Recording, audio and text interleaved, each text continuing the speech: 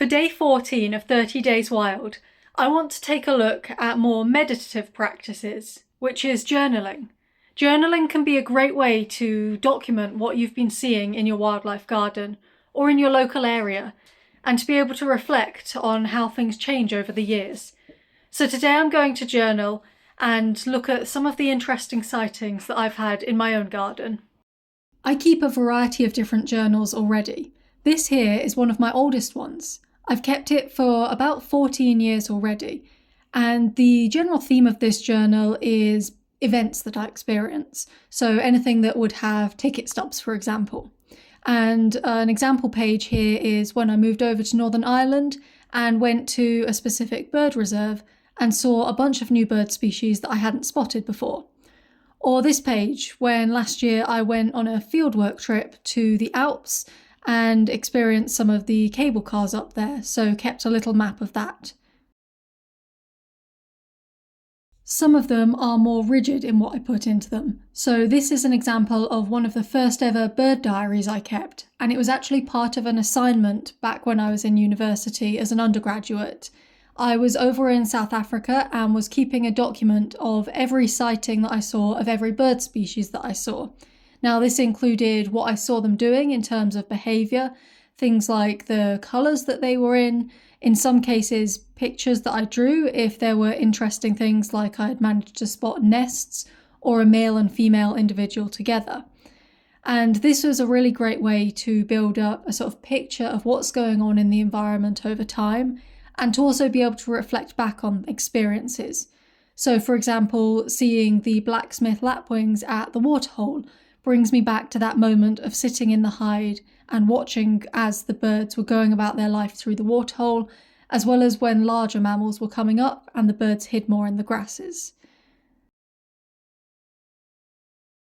You can also keep a much more simple document in your journal. So in the back of the bird journal, I just have the first instance of being able to see each bird, and that way I can document how many species I saw in total quite easily. Another example of one of my journals is my foster dog journal, where I keep a double-page spread for every foster dog that I look after.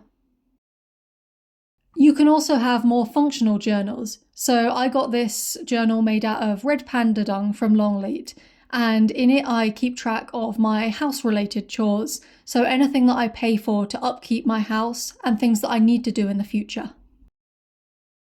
The journal that I'm going to start today is going to be related to the wildlife species that I see in my garden. It could be the first time that I see a new species, or different individuals that keep coming back that I want to document, or maybe just interesting sightings.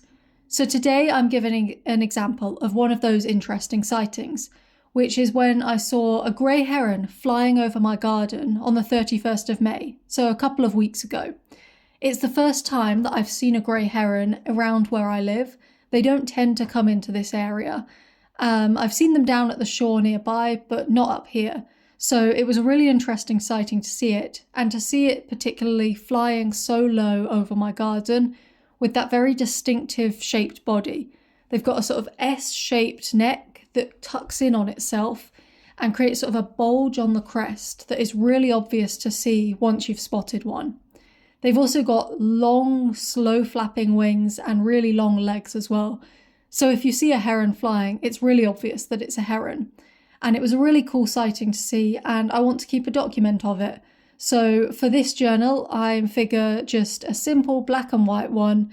It doesn't even need to be anything fancy. This is just a lined notebook. It's not exactly going to be art that I'm going to be off selling at a market stall like I do with some of my other pieces. This is just to illustrate what I saw. I decided to include some interesting information about herons as well. I've got a little diagram of what their face looks like close up, with their weight of 1.5 kilograms, a little symbol to display their wingspan of 1.8 meters, then some binoculars to symbolise when I saw them, along with the sighting, so the date, what it was doing, and the time that I saw it. Then there's a little diagram of what it was actually doing, which is flying over my house, as well as a few key features related to that sighting of what I was able to identify to be able to say that it was a heron, and finally followed up with the binomial name, so the Latin species name that is consistent across all different scientific languages communicated. And I'm really pleased with the result.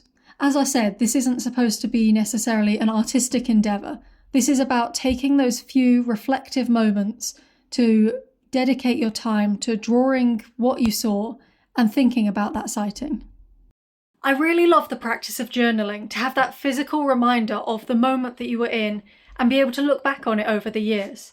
It's actually part of the reason that I started this YouTube channel, to be able to document my journey in learning more about wildlife, as well as coming across different species in the wild, and then be able to look back on it over the years. And being able to see people comment on videos that I've done in years in the past takes me back to that moment of reflecting on what those species were doing and what my life was doing at that point. If you're a journaler, then let me know if you've ever journaled about wildlife.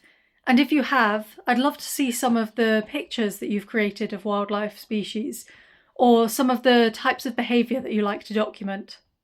Remember to subscribe to this channel if you want to keep up with the rest of my version of 30 Days Wild.